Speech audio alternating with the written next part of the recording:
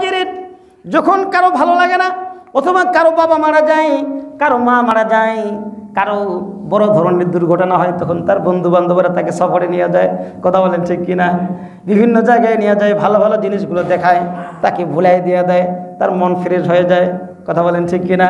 কিন্তু ঘরে বসে থাকলে তার মনটা আরও খারাপ হতে থাকে, চিন্তা বেড়ে যায়। যখন বাইরে নিয়ে যায়, ভালো কোনো দৃশ্যাবলী নিয়ে দেখায়, কোনো পাহাড়ে নিয়ে যায়, কোনো ঝরনায় নিয়ে যায়, বিভিন্ন ভালো ভালো দৃশ্য স্পটগুলোতে নিয়ে যায়, তার মন চাঙ্গা হয়ে যায়। এই পৃথিবীর ভিতরে যতগুলি স্পট রয়েছে, এই স্পটের থেকে জান্নাতের তুলনা তো কোনোভাবেই হয় না। কথা বলেন ঠিক কিনা? বিশ্বনবীকে জান্নাতের সবগুলি জায়গা দেখানো হয় এবং জাহান্নামের শাস্তিও দেখানো হয়। এভাবে আস্তে আস্তে করে আল্লাহ রাব্বুল আলামিনের দরবার পর্যন্ত শুধু যায় তা নয়, বরং আল্লাহ রাব্বুল আলামিনের সঙ্গে সরাসরি সাক্ষাতে তিনি কথা বলেন। সুবহানাল্লাহ।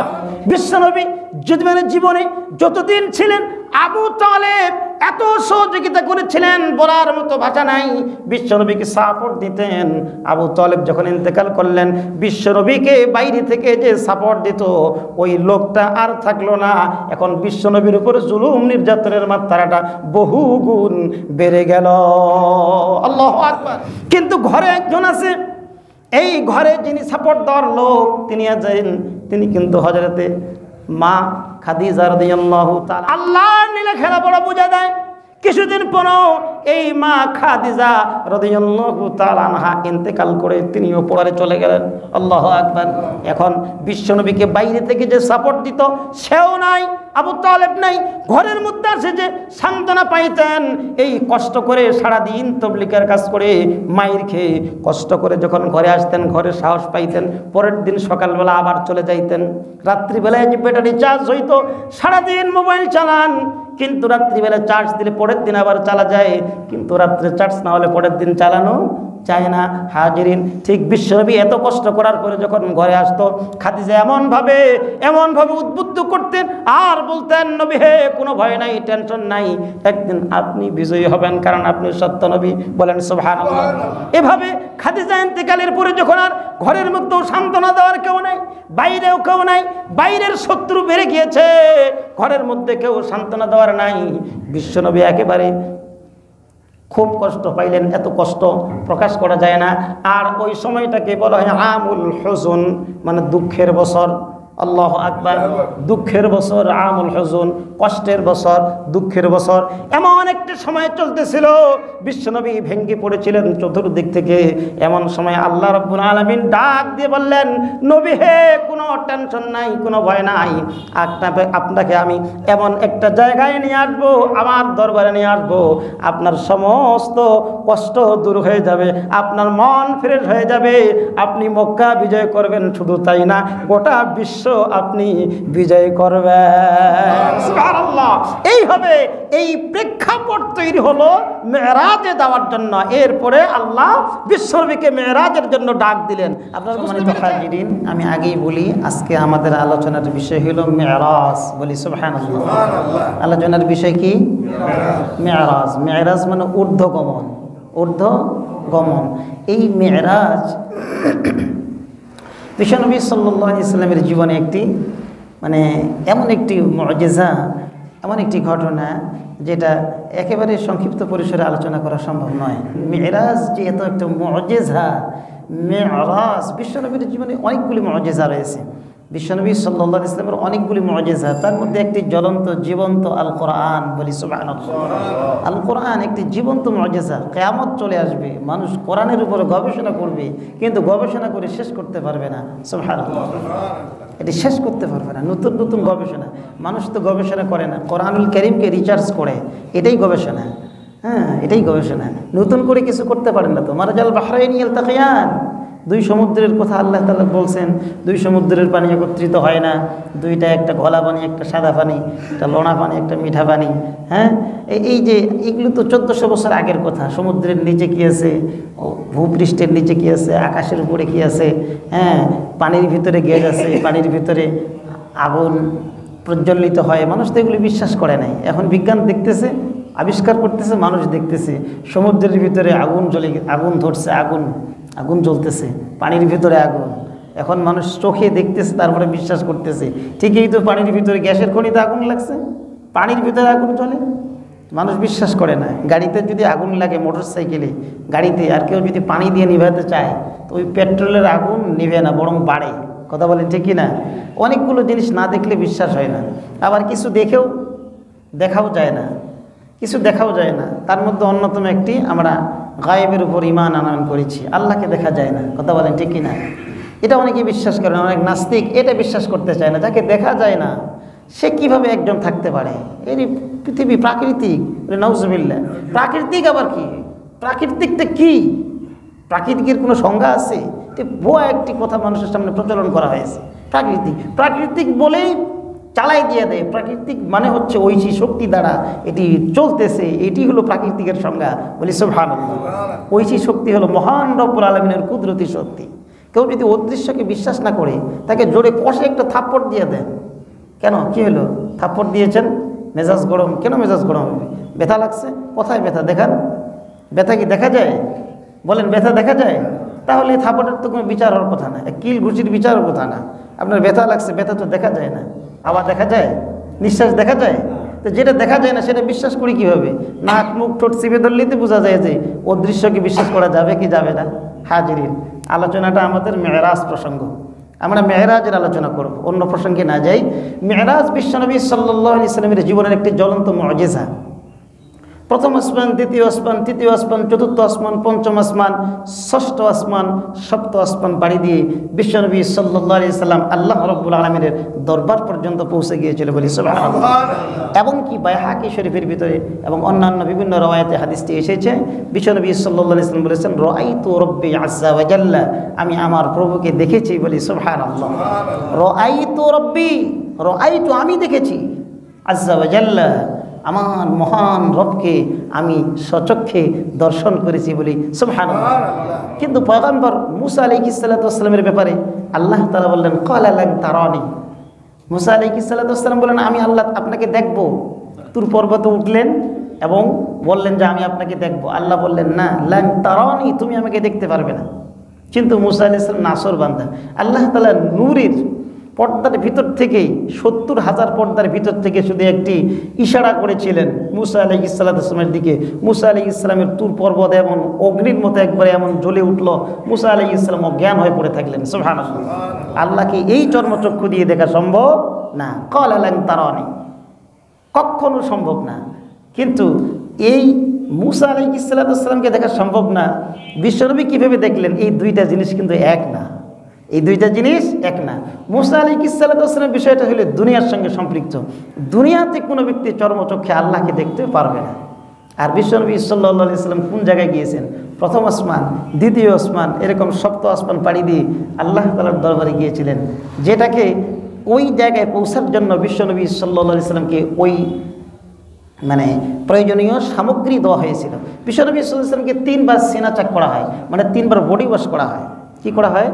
বডি ওয়াশ করা হয় 3 বার। একবার ছোট্টবেলায়, অল্প বয়সে, শিশু সুলভ আচরণগুলো যেন তার মধ্যে না থাকে, খেলাধুলা, দৌড়ঝাঁপ, এইগুলি যেন না থাকে, অহেতুক ছেলেপেলেদের সঙ্গে ঘোরাফেরা, এই সমস্ত জিনিসগুলো পুরা হার্ট সার্জারি, জমজমের পানি, হাউজে কাউসারের পানি দিয়ে ধুয়ে মুছে পরিষ্কার করে বিশ্বনবী সাল্লাল্লাহু আলাইহি ওয়াসাল্লামকে আবার আগের মতো করে দিয়েছিলেন। এটা হালিমাতুস সাদিয়া রাদিয়াল্লাহু আনহায়ের বাড়িতে, তায়েফের ওইখানে এটি হয়েছিল। এই যে হালিমার যে সন্তান ছোট্ট, এই সন্তান কিন্তু ফেরেশতাদেরকে দেখেছিল। সে আসে বলেছিল, মা, অনেক বড় বড় মানুষ আসলো, আসে আমার ভাই মোহাম্মদকে জমিনের মধ্যে ফেলাই দিল, তাকে শরীরটাকে চিড়ে একবারে 2 ফাট করলো, তার নাড়ি বুড়ি সব বের করছে। ছোট ছেলে, ছোট মেয়ের কথা মা তো বিশ্বাস করতে চায় না, কিন্তু এ তো বলতেছে আমি নিজেই দেখলাম। এভাবে শিশু সময় একবার, আবার যখন একটি যৌবনের একটি বয়স চলে আসে, আপনার যুবকদের একটি বয়স চলে আসে, এই সময় উড়াং ফাড়াং বিভিন্ন নারী এবং বিভিন্ন ধরনের গান, আড্ডা, বিভিন্ন ধরনের মন মানসিকতা। একটা 18+ মানে কি, এর কোনো নাট বল্টু ঠিক নেই, কখন কোন দিকে দৌড় মারে, যে কোনো সময় স্লিপ করতে পারে। ঠিক এমন একটি সময় বিশ্বনবী সাল্লাল্লাহু আরেকবার ওপেন হার্ট সার্জারি, আবার সিনা চেক করা হয়। এই সমস্ত যৌবনের উত্তাল হওয়ার যে চরিত্রবোধ গুণগুলি আছে, এগুলি বিশ্বনবীর কাছে যেন না আসে, এই জন্য আরেকবার ওপেন হার্ট সার্জারি, আবার সিনা চেক করা হয় বলি সুবহানাল্লাহ। এভাবে মেরাজে যাওয়ার সময় আরেকবার, সর্বশেষ কাবার হাতিমে একবারে জেনারা বাইতুল্লাহ তাওয়াফ করেছেন।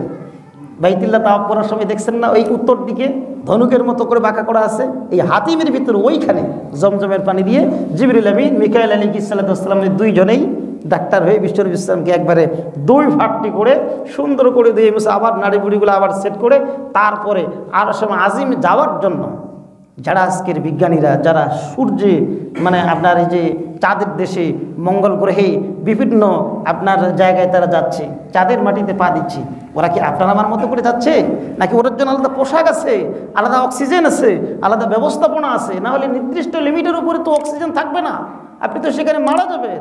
চাঁদের দেশে পৌঁছার তো প্রশ্নই আসে না, কথা বলেন ঠিক কিনা? তো প্রিপারেশন নিয়ে যাইতে হয়। বিশ্বনবী সাল্লাল্লাহু আলাইহি ওয়াসাল্লামকে আল্লাহ এমন প্রিপারেশন দিয়েছেন, এমনভাবে প্রস্তুত করেছেন, তিনি এই শুধু প্রথম আসমান নয়, এরকম 7টা আসমান পাড়ি দিয়ে একেবারে ঊর্ধ্ব জগতে চলে গিয়েছেন, সপ্ত আসমানের উপরে। বলি সুবহানাল্লাহ। ওয়ালাকাদ যায়্যানাস সামাআ আদ-দুনিয়া বিমাসাবিহা। হ্যাঁ, আল্লাহ তাআলা প্রথম আসমান কি? আল্লাহ তাআলা প্রথম আসমানকে বিভিন্নভাবে সাজিয়েছেন। কি কি দিয়ে সাজিয়েছেন? চন্দ্র দিয়ে দিয়েছেন, সূর্য দিয়েছেন, তারকারাজি দিয়েছেন, গ্রহ নক্ষত্র এগুলি দিয়েছেন। এগুলো দিয়ে প্রথম আসমানটাকে সাজিয়েছেন। এই প্রথম আসমানটাকে আমরা কি জানি? এগুলি অন্য সময়ের আলোচনা, তাও একটু বলি। প্রথম আসমানটাকে আমরা কি জানি? এই যে আমাদের যে সূর্য, এই যে আলো দিচ্ছে, এই সূর্য পৃথিবী থেকে কত গুণ বড়? 13 লক্ষ গুণ বড়। কত গুণ বড়? 13 লক্ষ গুণ বড়। পৃথিবীটা হচ্ছে গ্রহ, তাই না? আর সূর্যটা হচ্ছে কি? নক্ষত্র। গ্রহ নক্ষত্র, একটি নক্ষত্র এই গ্রহের থেকে 13 লক্ষ গুণ বড়। এই রকম করে কয়েক কোটি নক্ষত্র মিলে একটা গ্যালাক্সি হয়। কি হয়? একটা গ্যালাক্সি হয়। কয়েক কোটি নক্ষত্র নিয়ে, 1 লক্ষ 2-1 লক্ষ না, কয়েক কোটি নক্ষত্র নিয়ে একটি গ্যালাক্সি হয়। বিজ্ঞানীরা বলছে এই পৃথিবীতে আল্লাহ তাআলা কোটি কোটি গ্যালাক্সি তৈরি করে রেখেছেন। সুবহানাল্লাহ। তাহলে এই প্রথম আসমানটা, এই পৃথিবীটা কত, এই প্রথম আসমানটা কত বড়? এইরকম প্রথম আসমানের পরে দ্বিতীয় আসমান সুস্পষ্ট কিতাবে দেখে আসলাম। এগুলি আমার 4র্থ পর্বের আলোচনা, বিশ্লেষণ বিস্তারিতভাবে হবে। যে প্রথম আসমানের বিশ্বনবী যখন পাড়ি দিয়ে দ্বিতীয় আসমান গেলেন, দ্বিতীয় আসমানের কাছে প্রথম আসমানটা, এই সমস্ত আসমানটা, এটা দ্বিতীয় আসমানের কাছে বিশাল মাঠের ভিতরে একটি সরিষা দানা পড়ে থাকার মতো। বলি সুবহানাল্লাহ। এত ছোট এটা, তাহলে দ্বিতীয় আসমান কত বড়? দ্বিতীয় আসমানের পরে তৃতীয় আসমান, তৃতীয় আসমানে গেলেন, তৃতীয় আসমানে যাওয়ার পরে দেখলেন যে দ্বিতীয় আসমানটা একটা মটর দানার মতো। বিশাল মাঠের ভিতরে একটা মটর দানা পড়ে আছে বিশাল মাঠে। এই মটর দানা কতটুকুন জায়গা নিতে পারে? এরকম করে যখন 4র্থ আসমান গেলেন, তখন দেখলেন তৃতীয় আসমান কতটুকুন দেখা যাচ্ছে? 4র্থ আসমানের কাছে তৃতীয় আসমান একটি মুরগির ডিমের মতো দেখা যাচ্ছে। সুবহানাল্লাহ। তাহলে 4র্থ আসমান কত বড়? এভাবে পঞ্চম, ষষ্ঠ, সপ্ত আসমান কত বড়? আল্লাহ রাব্বুল আলামিন একজন বান্দা যে দুর্বল ঈমানদার, তাকেও যদি এই পৃথিবীর 10 পৃথিবী পরিমাণ সবথেকে ছোট জান্নাত দেন, পৃথিবীর কোনো মানুষকে যদি আল্লাহ জাহান্নাম না দিয়ে সবগুলোকে জান্নাত দেন, তাও আল্লাহ তাআলার এই যে আসমান জমিন সৃষ্টি করেছেন, এরপরও সবাইকে 10 পৃথিবী পরিমাণ জান্নাত দেওয়ার পরও আল্লাহর অগণিত অসংখ্য জায়গা ফাঁকা থাকবে। বলি সুবহানাল্লাহ। আল্লাহর সৃষ্টিটা যে এত বড়, এই জন্য একজন নাস্তিক থাকে কি করে? সে যদি একটু চিন্তা করে, একটু যদি চিন্তা করে, সে কোন দিকে তাকাবে? যেদিকে তাকাবে সেই দিকেই সে চিন্তা করবে, অবশ্যই তার সামনে একজন সৃষ্টিকর্তা উদ্ভাসিত হয়ে যাবে। বলি সুবহানাল্লাহ। হাজিরিন, প্রথমেই জানতে চাব বিশ্বনবীর কেন মেরাজ হলো? পৃথিবীর ভিতরে আল্লাহ রাব্বুল আলামিন 1 লক্ষ মতান্তরে 2,24,000 পয়গম্বর প্রেরণ করেছেন। কারোর জন্য আল্লাহর দরবারে ডাক পড়ে নাই। অনেক বড় বড় নবী ছিলেন, তার মধ্যে 4 জন বিখ্যাত নবীর মধ্যে বিশ্বনবী একজন, আরও 3 জন ছিলেন। ওই 3 জনের মধ্যে একজন মূসা, একজন ঈসা, আর একজন দাউদ আলাইহিস সালাতু ওয়াস সালাম, যাদেরকে বড় বড় কিতাব দেওয়া হয়েছে এবং এদেরকে শরিয়াত দেওয়া হয়েছে প্রত্যেককে। কিন্তু এই 4 জনের ভিতরেও বিশ্বনবীকে কেন শুধুমাত্র আল্লাহর দরবারে নিলেন? এর অন্যতম একটি কারণ রয়েছে। বিশ্বনবী সাল্লাল্লাহু আলাইহি ওয়াসাল্লাম যখন মক্কার জমিনে কাফের মুশরিকদেরকে যারা মূর্তি পূজক তাদেরকে যখন ইসলামের যখন দাওয়াত দিচ্ছিলেন, প্রথমেই যখন কালেমা পড়ে হযরত আবু বকর সিদ্দিক রাদিয়াল্লাহু তাআলা আনহু ঈমান নিয়ে আসলেন। আবু বকর সিদ্দিক রাদিয়াল্লাহু আনহু ঈমান আনয়ন করার পরে আবু বকর সহ আরও বেশ কয়েকজন সাহাবী আস্তে আস্তে হয়ে গেল প্রথম কাফের মুশরিকরা বিশ্বনবী এবং তার সাহাবীদের উপরে নানান জুলুম করেছিল, অত্যাচার করেছিল, নির্যাতন করেছিল এবং কি নির্যাতনের সীমানা এত বেশি ছিল যেন প্রত্যেককে পেলে মনে হয় একেবারে জীবন্ত হত্যা করে মেরে ফেলবে। এমনকি বিশ্বনবীকে চিরতরে পৃথিবীর জমিন থেকে বিদায় করে দেওয়ার জন্য দারুন নাদওয়ার বৈঠক, মানে তৎকালীন যুগে কাফের মুশরিকদের মন্ত্রী পরিষদের বৈঠক হয়েছিল। সেখানে সর্বসম্মতিক্রমে সিদ্ধান্ত নেওয়া হয়েছিল আজকের রাতেই মুহাম্মদকে পৃথিবী থেকে বিদায় করে দেওয়া হবে। আল্লাহু আকবার। এমন একটি সময় বিশ্বনবী সাল্লাল্লাহু আলাইহি সাল্লাম নিজেকে নিবৃত রাখে নাই, নিজেকে সংকুচিত করে রাখে নাই। অনেক বড় মুসিবতের ভিতরেও, অনেক চ্যালেঞ্জের উপরেও হিকমত সহকারে কৌশল নিয়ে দ্বীনের কাজগুলি আঞ্জাম দিয়েছিলেন। অনেক মাথামোটা মৌলবী রয়েছে, অনেক মাথামোটা ওয়াইজ রয়েছে, অনেক মাথামোটা খতিব রয়েছে, কোন জায়গায় কোন কথা বলতে হয় তা জানে না, কিন্তু এগুলো শিক্ষা দিয়েছেন বিশ্বনবী। সব জায়গায় সব ধরনের কথা বলা যাবে না, হিকমত সহকারে দ্বীনের কাজ করতে হবে। এই জন্য আল্লাহ রাব্বুল আলামিন কত চমৎকার করে ঘোষণা করেছেন, উদু ইলা সাবিলি রাব্বিকা বিল হিকমাতি ওয়াল মাউইজাতিল হাসান। আল্লাহু আকবার। তুমি নবী হে দ্বীনের কাজ করো, দ্বীনের আঞ্জাম দাও, লোকদেরকে দ্বীনের দিকে আহ্বান করো, হিকমত অবলম্বন করে, কৌশল অবলম্বন করে যেন তুমি সফল হতে পারো। সুবহানাল্লাহ। মাহফিল করলাম, স্টেজ করলাম, মাহফিল দ্বীনের দাওয়াতের কাজ হবে, আর আমি আসে শাল্টিং লাগাইলাম। আমার তো মহাসমাবেশ করার দরকার ছিল, তো কাজে মাহফিল বন্ধ হয়ে যাবে। মাহফিল কি হয়ে যাবে? বন্ধ হয়ে যাবে। মাহফিলের উদ্দেশ্য ছিল লোকদেরকে দ্বীনের পথে আনা, বেনামাজি লোকদের নামাজি করা, সুদখোর লোকদেরকে সুদ থেকে ফেরানো, ঘুষখোর লোকদেরকে ঘুষ থেকে ফেরানো, দ্বীনের পথে মানুষকে নিয়ে আসা।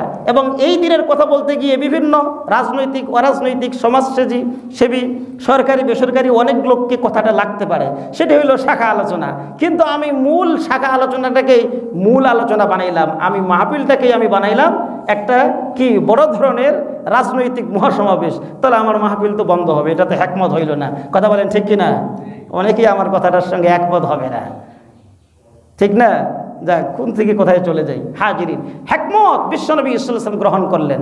ওই রকম জটিল পরিস্থিতির, ওই রকম জটিল সময়ের ভিতরেও বিশ্বনবী দাওয়াতের কাজ করেছেন, তাবলীগের কাজ করেছেন।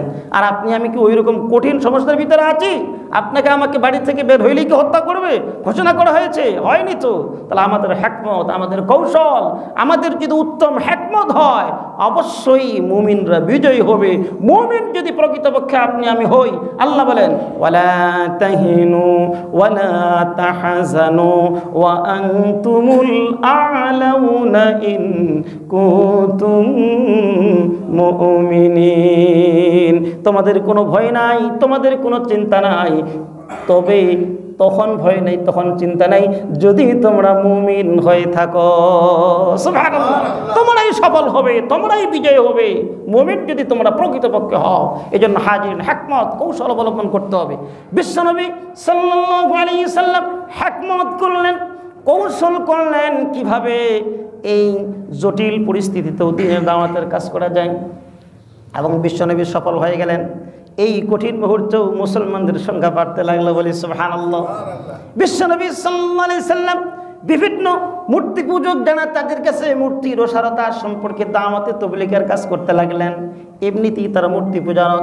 বিশ্বনবী তাদের বিপক্ষে চমৎকার উপস্থাপন এবং যুক্তি এবং অ্যাটাক করে নয়, হিকমত সহকারে কৌশল সহকারে উপস্থাপন করলেন।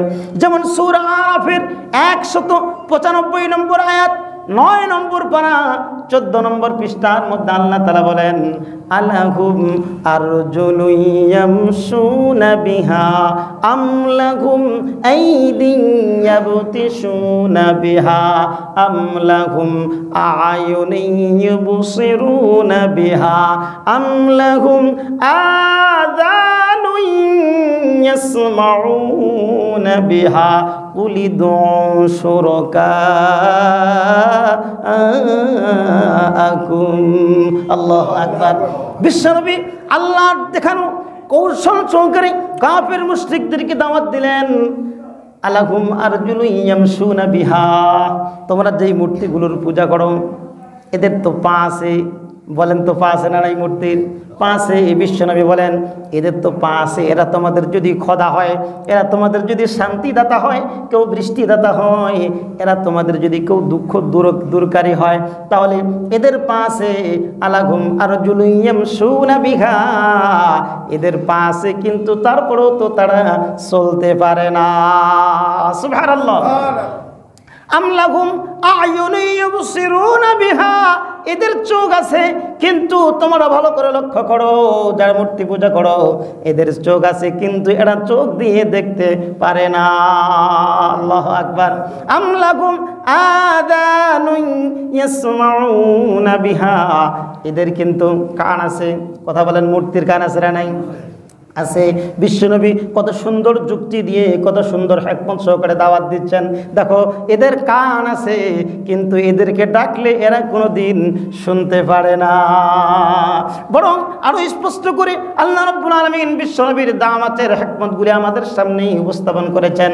সূরা আরাফের 198 নম্বর আয়াতে 9 নম্বর পারা 15 নম্বর পৃষ্ঠা ঠিক প্রথমের দিকেই আল্লাহ রাব্বুল আলামিন ঘোষণা করেছেন, ওয়া ইন তাদউহুম ইলাল হুদা লা ইয়াসমাউ ওয়া তারাহুম ইয়ানজুরুনা ইলাইকা ওয়া হুম লা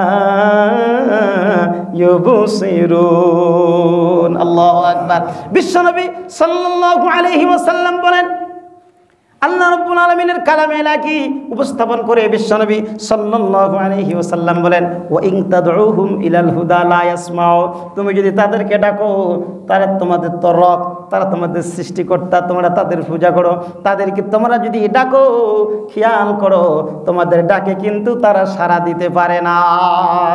সুবহানাল্লাহ। ওয়া তারাহুম ইয়ানজুরুনা ইলাইকা, তোমরা যখন মূর্তির সামনে যাবে, তোমরা যখন মূর্তিগুলোকে দেখবে, তখন তোমরা দেখবে তারা মনে হয় তোমাদের দিকে দেখে আছে, ঠিক কিনা? মূর্তির সামনে যখন দাঁড়াবেন তখন আপনি সুস্পষ্ট দেখতে পাবেন মূর্তিগুলো মনে হয় আপনার দিকে তাকিয়ে আছে। আল্লাহ বলেন কিন্তু প্রকৃতপক্ষে তারা দেখতে পায় না। সুবহানাল্লাহ। এমন সুন্দর করে যখন লোকদের সামনে উপস্থাপন করছেন এবং হিকমত অবলম্বন করছেন, যতই প্রতিপক্ষ যতই শক্তিশালী হোক, যতই বিরুদ্ধাচরণ করুক, সর্বদিক থেকে এরপরও লোক বিভিন্ন কায়দায় গোপনে প্রকাশ্যে মুসলমান হতে লাগলো। বলি সুবহানাল্লাহ। এই ছিল কাফের মুশরিকদের সর্বোচ্চ ক্ষোভ। এবার মুহাম্মদকে চিরতরে শেষ করতেই হবে, একে আর রাখা যাবে না। এই জন্য বিশ্বনবী সাল্লাল্লাহু আলাইহি সাল্লাম কি চিন্তায় পড়ে গেলেন। হাজরিন, বলতেছিলাম মেরাজ, কি বলতেছিলাম? মেরাজ। এটা হলো মেরাজের প্রেক্ষাপট। কেন মেরাজটা হলো? এই হইল প্রথম হইল কাফের মুশরিকরা বিশ্বনবীর চিরশত্রু। এভাবে দিন চলতেছিল। বিশ্বনবী সাল্লাল্লাহু আলাইহি ওয়াসাল্লামের একজন রক্ষক অর্থাৎ একজন সহযোগী ছিল, যে কাফের অথবা মুশরিকদের পক্ষের লোক ছিল, কিন্তু বিশ্বনবী সাল্লাল্লাহু আলাইহি ওয়াসাল্লামকে সবসময় সাপোর্ট দিত। তার নাম হচ্ছে আবু তালেব। কি নাম বলেন? আবু তালেব। আমরা বাংলায় বলে আবু তালেব। এই আবু তালেব বিশ্বনবী সাল্লাল্লাহু আলাইহি সাল্লামকে সহযোগিতা করত। অর্থাৎ যখন কাফের মুশরিকরা বিশ্বনবীকে চিরতরে হত্যা করার জন্য সিদ্ধান্ত নিয়েছিল, আবু তালেবের কানের মধ্যে গেল যে মুহাম্মদকে তারা চিরতরে হত্যা করবে, ধ্বংস করবে। এই জন্য আবু তালেবের কাছে যখন সংবাদ গেল, আবু তালেব যখন আবু জেহেলের কাছে গেল, আবু জেহেলের কাছে যাওয়ার পরে বলল, আবু জেহেলকে ডেকে বলল, আবু জেহেল, তুমি নাকি ভাতিজা মুহাম্মদকে হত্যা করতে চেয়েছো? আবু জেহেল, তুমি নাকি ভাতিজা মুহাম্মদকে হত্যা করতে চেয়েছো? তখন আবু তালেবকে আবু জেহেল বলল, কে বলেছে আপনাকে মিথ্যা কোথায়? না না না, এটা তো সম্ভব না, কখনো আমি কখনো তাকে হত্যা করবো। বলেন সুবহানাল্লাহ। এত আবু তালেবকে ভয় করতো। ওরা বিশাল বাহিনী একটা সিদ্ধান্ত নিয়েছে মুহাম্মদকে হত্যা করবে, কিন্তু আবু তালেব যখন শুনলো, তাদের সামনে গিয়ে বলল, কিরে তোমরা বলে আমার ভাইস্তাকে হত্যা করবে? বলে না, মিথ্যা কথা, কে বলেছে আপনাকে? মানে এত সাপোর্ট দিত। তো বিশ্বনবীর জন্য এটি কম বড় শক্তি ছিল? অনেক বড় শক্তি ছিল। কিন্তু মনে রাখবেন, আবু তালেব কিন্তু ঈমান আনয়ন করেনি, সে কিন্তু ঈমানদার ছিল না, মুসলমান ছিল না। এরপরও সে বিশ্বনবী সাল্লাল্লাহু আলাইহি ওয়াসাল্লামকে জীবনে যতদিন পর্যন্ত ছিল সহযোগিতা করে গিয়েছিল। এটা ছিল বিশ্বনবীর দ্বীনের দাওয়াতের কাজ করার জন্য প্লাস পয়েন্ট। আবু তালেব মৃত্যুর সময় ঘনিয়ে এসেছে। বিশ্বনবী সাল্লাল্লাহু আলাইহি সাল্লাম আবু তালেবের কাছে গেলেন এবং মাথার কাছে গিয়ে বললেন, চাচা, জীবনে একটিবারের জন্য চুপি চুপি করে আপনি আমার সামনে বলেন, লা ইলাহা ইল্লাল্লাহু মুহাম্মাদুর রাসূলুল্লাহ। চাচা, আপনি যদি একবার চুপি চুপি করে আমার কানে কানে বলেন, আমি মুহাম্মদ, আমি সাক্ষী দিচ্ছি, আমি আপনার জন্য সুপারিশ করে আপনার জান্নাতের ব্যবস্থা করব। সুবহানাল্লাহ। মৃত্যুর সময় আবু তালেব বলেছিল, দেখো মুহাম্মদ, আমি একজন বড় লিডার, বড় একজন সর্দার, আমি মৃত্যুর সময় তোমার ধর্ম দীক্ষিত হয়েছি, তোমার কালেমা পড়ে আমি তোমার ধর্মে দীক্ষিত হয়ে গিয়েছি। যতদিন পর্যন্ত পৃথিবী থাকবে ততদিন পর্যন্ত আমার দলের লোকেরা আমাকে অপবাদ দিবে, মুহাম্মাদের কাছে শেষ পর্যন্ত পাগল হয়েছে। বলেন নাউজুবিল্লাহ। এই সংখ্যায় আমার নামে একটি নিকৃষ্ট ইতিহাস হবে, আমি আমার ধর্ম থেকে তোমার ধর্মে দীক্ষিত হয়েছি। এই জন্য এই ভয়ে, এই টেনশনে সে ইসলাম গ্রহণ করে নাই। বলুন নাউজুবিল্লাহ। এভাবে আবু তালেব শেষ নিঃশ্বাস ত্যাগ করলেন, চলে গেলেন। বিশ্বনবী জীবনে যতদিন ছিলেন আবু তালেব এত সহযোগিতা করেছিলেন, বলার মতো ভাষা নাই। বিশ্বনবীকে সাপোর্ট দিতেন। আবু তালেব যখন ইন্তেকাল করলেন, বিশ্বনবীকে বাইরে থেকে যে সাপোর্ট দিত ওই লোকটা আর থাকলো না। এখন বিশ্বনবীর উপর জুলুম নির্যাতনের মাত্রাটা বহু গুণ বেড়ে গেল। আল্লাহু আকবার। সম্মানিত হাজিরিন, এই আবু তালেব যখন ইন্তেকাল করলো, বিশ্বনবীর একটু কষ্ট হয়ে গেল। কি হয়ে গেল? কষ্ট হয়ে গেল। বিশ্বনবীকে বাইরে যে সাপোর্ট দিত, এই সাপোর্ট দেওয়ার লোকটি আর থাকলো না। কিন্তু ঘরে একজন আছে, এই ঘরে যিনি সাপোর্ট দেওয়ার লোক তিনি কিন্তু হযরতে মা খাদিজা রাদিয়াল্লাহু তাআলা আনহা। খাদিজা অনেক বড় ধনাঢ্যশীল পরিবারের কন্যা, খুয়াইলিদের কন্যা, অনেক প্রভাবশালী, এমন প্রভাবশালী মক্কার জমিনে পাওয়া যায় না। বিশ্বনবীর স্বামী, বিশ্বনবীর স্ত্রী যেহেতু খাদিজার স্বামী বিশ্বনবী, এই জন্য অন্তত বাইরে সমস্যা হলো, ঘরে ঢুকলো, এখানে আর কারো দিন এগিয়ে খাড়ে না, কারণ নির্দিষ্ট সীমানার ভিতরে ঢুকে গিয়েছে। হাজিরিন, বিশ্বনবী সাল্লাল্লাহু আলাইহি ওয়াসাল্লামকে ঘরে সহযোগিতা করতো খাদিজা রাদিয়াল্লাহু আনহা। বিশ্বনবী তায়েফের ময়দানে গিয়েছেন, তায়েফের মানুষেরা অনেক জুলুম করেছে, অনেক নির্যাতন করেছে। বিশ্বনবী সাল্লাল্লাহু আলাইহি ওয়াসাল্লাম মনে করলেন, আমার তো দুধ মাতার বাড়ি হচ্ছে তায়েফে, আমি একটু তায়েফে যাই। তায়েফে যাওয়ার পরে আমি সেখানে দাওয়াত দিই। বিশ্বনবী তায়েফে গেলেন। তায়েফের মানুষেরা বিশ্বনবীর উপরে এত বেশি জুলুম করলো, এত বেশি অত্যাচার করলো, যেই জুলুম অত্যাচারটা মক্কায় হয় নাই, অথচ তায়েফ হয়েছে। বিশ্বনবীকে পাথর নিক্ষেপ করে মারতে মারতে গোটা শরীরকে রক্তাক্ত করে দিয়েছিল। বিশ্বনবী সাল্লাল্লাহু আলাইহি সাল্লাম এমন রক্তাক্ত হয়ে গিয়েছিল, রক্ত ঝরতে ঝরতে জুতার মধ্যে পর্যন্ত রক্ত গড়িয়ে গড়িয়ে পড়ছিল। একজন নবী, যিনি বিশ্বনবী, যিনাকে আরশে আজিম পর্যন্ত নিয়ে যাওয়া হয়েছে, যিনার এত দাম, এত মান, যার শরীরে মশা মাছি পর্যন্ত বসা হারাম ছিল। সুবহানাল্লাহ। এমন একজন নবীকে না পাথর নিক্ষেপ করে শরীরে রক্তের বন্যা বইয়ে দিয়েছিল। ওই রক্তগুলি জুতার মধ্যে গিয়ে জুতাগুলি এমনভাবে বিশ্বনবীর পায়ের সঙ্গে আঠার মতো হয়ে গিয়েছিল। বাড়িতে ফেরার পরে সাহাবীরা জুতাগুলি আলাদা করতে পারে না। বিশ্বনবী বলে, জোরে টান দিও না, আমার শরীরে ব্যথা লাগে। আল্লাহু আকবার। তাহলে কেমন রক্ত ঝরিয়েছে তায়েফের মানুষেরা। হাজিরিন, কিন্তু ঘরে ফেরার পরে খাদিজাতুল কুবরা রাদিয়াল্লাহু তাআলা আনহা বিশ্বনবীকে শরীরে বাতাস দিতেন, শরীরকে মেসেজ করে দিতেন, পা চিপাই দিতেন আর বলতেন, নবী হে, আপনার কোনো চিন্তা নাই, আপনার কোনো ভয় নাই, আপনার কোনো টেনশন নাই, অবশ্যই আল্লাহ রাব্বুল আলামিন একদিন না একদিন আপনাকে বিজয় করবে। এই মক্কা পর্যন্ত আপনি একদিন বিজয় করবেন। এই বিজয়ী বেশে মক্কায় আপনি নেতৃত্ব দিবেন। সুবহানাল্লাহ। এই ঘরের সহযোগিতা, ঘরের যে উদ্বুদ্ধকারী, এটা ছিল, যদিও বাইরে ছিল না।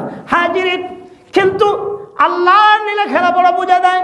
কিছুদিন পরও এই মা খাদিজা রাদিয়াল্লাহু তাআলা আনহা ইন্তেকাল করে তিনিও পরপারে চলে গেলেন। আল্লাহু আকবার। এখন বিশ্বনবীকে বাইরে থেকে যে সাপোর্ট দিত সেও নাই, আবু তালেব নাই, ঘরের মধ্যে আসে যে সান্ত্বনা পাইতেন, এই কষ্ট করে সারাদিন তবলিগের কাজ করে মায়ের খেয়ে কষ্ট করে যখন ঘরে আসতেন, ঘরে সাহস পাইতেন, পরের দিন সকালবেলা আবার চলে যাইতেন। রাত্রিবেলায় যে ব্যাটারি চার্জ হইতো, সারাদিন মোবাইল চালান, কিন্তু রাত্রিবেলা চার্জ দিলে পরের দিন আবার চালা যায়, কিন্তু রাত্রে চার্জ না হলে পরের দিন চালানো চায় না। হাজিরিন, ঠিক বিশ্বনবী এত কষ্ট করার পরে যখন ঘরে আসতো, খাদিজা এমনভাবে উদ্বুদ্ধ করতেন আর বলতেন, নবী হে, কোনো ভয় নাই, টেনশন নাই, একদিন আপনি বিজয়ী হবেন, কারণ আপনি সত্য নবী। বলেন সুবহানাল্লাহ। এভাবে খাদিজা ইন্তেকালের পরে যখন আর ঘরের মধ্যেও সান্ত্বনা দেওয়ার কেউ নাই, বাইরেও কেউ নাই, বাইরের শত্রু বেড়ে গিয়েছে, ঘরের মধ্যে কেউ সান্ত্বনা দেওয়ার নাই, বিশ্বনবী একেবারে খুব কষ্ট পাইলেন। এত কষ্ট প্রকাশ করা যায় না। আর ওই সময়টাকে বলা হয় আমুল হুজুন, মানে দুঃখের বছর। আল্লাহু আকবার। দুঃখের বছর, আমুল হুজুন, কষ্টের বছর, দুঃখের বছর। এমন একটা সময় চলতেছিল, বিশ্বনবী ভেঙ্গে পড়েছিলেন চতুর্দিক থেকে। এমন সময় আল্লাহ রাব্বুল আলামিন ডাক দিয়ে বললেন, নবী হে, কোনো টেনশন নাই, কোনো ভয় নাই, আপনাকে আমি এমন একটা জায়গায় নিয়ে আসবো, আমার দরবারে নিয়ে আসবো, আপনার সমস্ত কষ্ট দূর হয়ে যাবে, আপনার মন ফ্রেশ হয়ে যাবে, আপনি মক্কা বিজয় করবেন, শুধু তাই না, গোটা বিশ্ব আপনি বিজয় করবেন। সুবহানাল্লাহ। এই হবে, এই প্রেক্ষাপট তৈরি হলো মেরাজে যাওয়ার জন্য। এরপরে আল্লাহ বিশ্বনবীকে মেরাজের জন্য ডাক দিলেন। আপনারা বুঝতে পেরেছেন এই মেরাজের প্রেক্ষাপট কিভাবে, মেরাজটার মানে মেরাজের সফরের কিভাবে, মানে সফরটা কিভাবে তৈরি হলো, সফর সূচিটা কিভাবে তৈরি হলো। হাজিরিন, যখন কারো ভালো লাগে না, অথবা কারো বাবা মারা যায়, কারো মা মারা যায়, কারো বড় ধরনের দুর্ঘটনা হয়, তখন তার বন্ধু বান্ধবরা তাকে সফরে নিয়ে যায়। কথা বলেন ঠিক কিনা? বিভিন্ন জায়গায় নিয়ে যায়, ভালো ভালো জিনিসগুলো দেখায়, তাকে ভুলাই দিয়ে দেয়, তার মন ফ্রেশ হয়ে যায়। কথা বলেন ঠিক কিনা? কিন্তু ঘরে বসে থাকলে তার মনটা আরও খারাপ হতে থাকে, চিন্তা বেড়ে যায়। যখন বাইরে নিয়ে যায়, ভালো কোনো দৃশ্যাবলী নিয়ে দেখায়, কোনো পাহাড়ে নিয়ে যায়, কোনো ঝরনায় নিয়ে যায়, বিভিন্ন ভালো ভালো দৃশ্য স্পটগুলোতে নিয়ে যায়, তার মন চাঙ্গা হয়ে যায়। এই পৃথিবীর ভিতরে যতগুলি স্পট রয়েছে, এই স্পটের থেকে জান্নাতের তুলনা তো কোনোভাবেই হয় না। কথা বলেন ঠিক কিনা? বিশ্বনবীকে জান্নাতের সবগুলি জায়গা দেখানো হয় এবং জাহান্নামের শাস্তিও দেখানো হয়।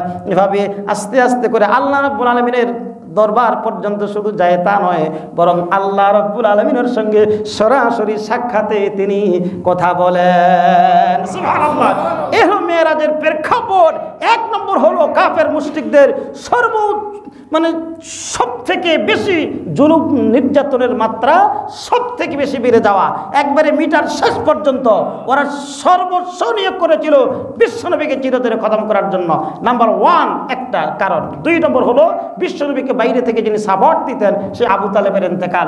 তিন নম্বর হলো বিশ্বনবীকে ঘরে যে সান্ত্বনা দিতেন খাদিজাতুল কুবরা রাদিয়াল্লাহু তাআলা আনহা, তিনিও যখন ইন্তেকাল করলেন তখন চতুর্দিক থেকে তিনি কি হয়ে গেলেন, মন ভারাক্রান্ত হয়ে গেল, মনটা তার দমে গেল, সাহস উদ্দীপনা পাচ্ছে না, এখন মন খারাপ, এই বিষণ্ণ মনে বসে আছে।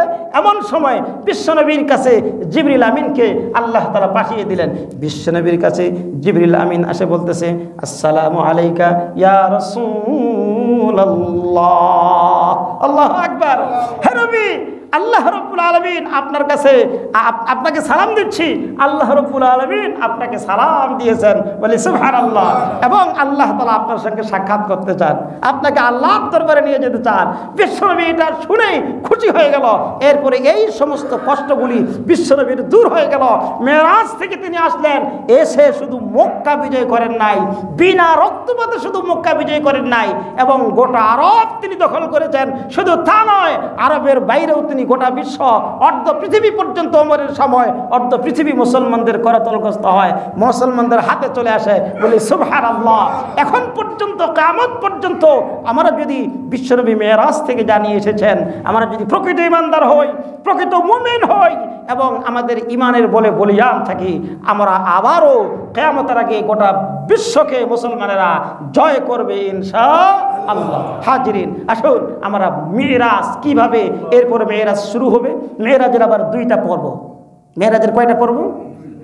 যে আয়াতে কারিমা তেলাওয়াত করেছি, মসজিদে হারাম থেকে নিয়ে মসজিদে আকসা পর্যন্ত, এটা মেরাজ নয়, এটা হইল স্থলপথ। অর্থাৎ মসজিদে আকসা থেকে মসজিদে হারাম, অর্থাৎ মসজিদে হারাম থেকে মসজিদে আকসা, মানে সৌদি আরব থেকে ফিলিস্তিন, সৌদি আরব থেকে ফিলিস্তিন, এটা একটা সফর। এই সফরে ছিল বোরাক। বোরাক এর দৃষ্টি অর্থাৎ 1,86,000 মাইল 1 সেকেন্ডে চলে। এই বাহনে করে তিনি বাইতুল্লাহ থেকে নিয়ে ফিলিস্তিন পর্যন্ত যান। এটা একটা সফর, এটি এই দুনিয়ার ভিতরে। এটাকে মেরাজ বলা হয় না, যেহেতু মেরাজ মানে ঊর্ধ্বগমন।